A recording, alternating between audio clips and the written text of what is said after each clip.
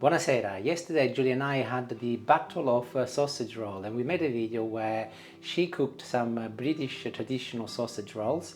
I made some Sicilian sausage rolls. I Sicilianized my own recipe, and as today is Thanksgiving, we decided to also do some sausage rolls for our American followers. I did have some mix left from my Sicilian batch. Here it is, still in the same bowl. And I did say yesterday that I was going to cook a pasta with it yesterday, but then Julie and I ate a lot of sausage rolls and we decided to leave the pasta for tonight as we had enough. So that is what I'll be doing tonight, and I will be adding a few tomatoes and some chard to my recipe, but I'll explain to you step by step what I'm about to do.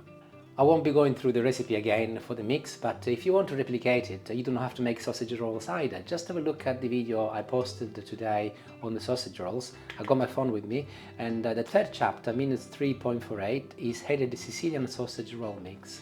And that will be a guide step by step of what the ingredients are, but I will also post in this video all of the ingredients to make this, because at the end of the day it's something that you can eat with pasta. But there is in there lots of good stuff. There is olive and sausage meat, as well as sausage as well as pork mince and Italian spices. It's really beautiful. But let's go through this recipe now.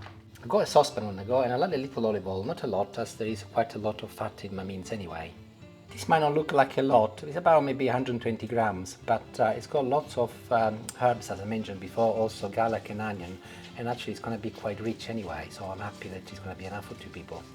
My temperature is quite high, 8 out of 9, and for the first minute or so I'll keep it high so that I break all of the mince. After a couple of minutes of sizzling, you will see that this crust at the bottom of your pan will have formed, and that is great because that is the pork which has caramelized, and it's a good time when you can add the wine. This is 1/3 of a glass of dry white wine, and I'll start deglazing the bottom of my pan, and this will release an amazing flavor.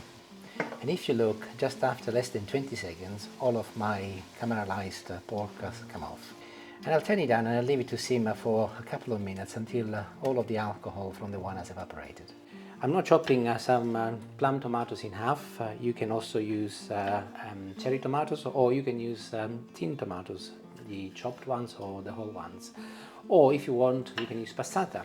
I've gone for plum tomatoes for no real reason rather than I've got some in the fridge, and also because I like their crunchiness, and tonight I want to make a pasta which is not too saucy. And that's the last one. After yesterday's bonanza with sausage rolls, Julie and I felt the need to have some greens.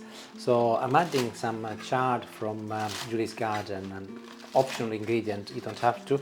Or you can also add spinach if you like, fresh or frozen, entirely up to you really. But it's not a lot, maybe about 70 grams, but it will give some nice contrast to the sauce, but also I'll add some fiber. The alcohol has completely gone, and I will add the tomatoes first. I'll give them a very quick mix, followed by the chard. As I've not added any passata or any tin tomatoes, I'm adding a little tomato puree to give my sauce a little bit more color and also some sweetness. And I'll mix everything together. I'll put the lid on and I'll leave it to cook now for a good 10 minutes, and I'll turn it down to medium temperature as well. During this time the pork will finish cooking and all of the other ingredients will combine together, and in the meantime I'll get my pasta water on so that we can time it together. My water is boiling and I'm ready to put my pasta in, and I decided to go for spaghetti today. No particular reason rather than just fancy spaghetti, but you can use any pasta, short pasta, medium pasta, long pasta, it doesn't really matter. So I add a little salt in my water, followed by my spaghetti.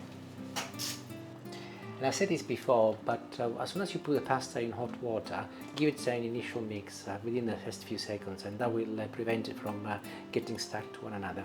Follow the instructions in your packaging, and 7-8 minutes in my case, and the pasta will be cooked.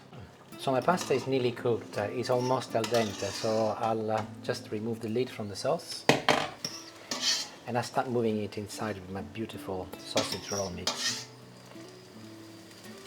I'm purposely also moving some of the starchy water to make sure that my pasta will continue cooking in here, and that will also give me a nice creamy sauce. To make sure that that happens, I'll get a good ladle of this starchy water and I'll add it here. Maybe I'll get two actually, one for me, one for Julie. And I'll turn the temperature up, and I will finish cooking the pasta in here so that it will absorb all of the lovely flavor from the sausage mix. Literally about 1 minute and it should be ready. And there it is. It's looking absolutely wonderful, and it smells a bit like those sausage rolls I made yesterday, which is not surprising, of course.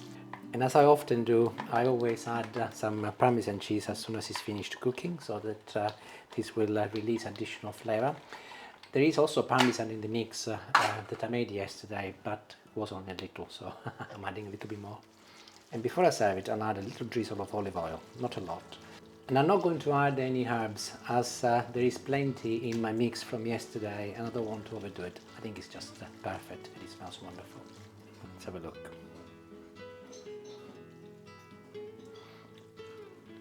In case you're wondering where Julie is, by the way, she's next door. She's putting Christmas decorations up. We have 12 boxes of Christmas decoration in our loft. Yes, 12, 1, 2.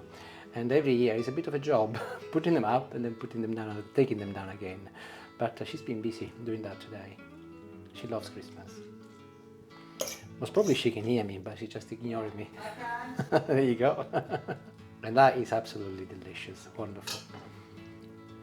I don't know about you, but I like to eat my spaghetti proper Sicilian style with a spoon. Oh, that is a big one. Julie's not here.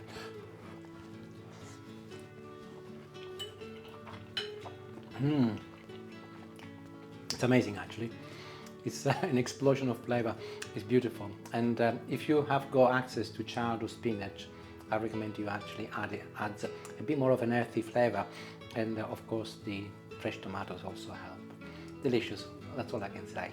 Arrivederci and grazie. I hope you enjoyed the video. Ciao ciao.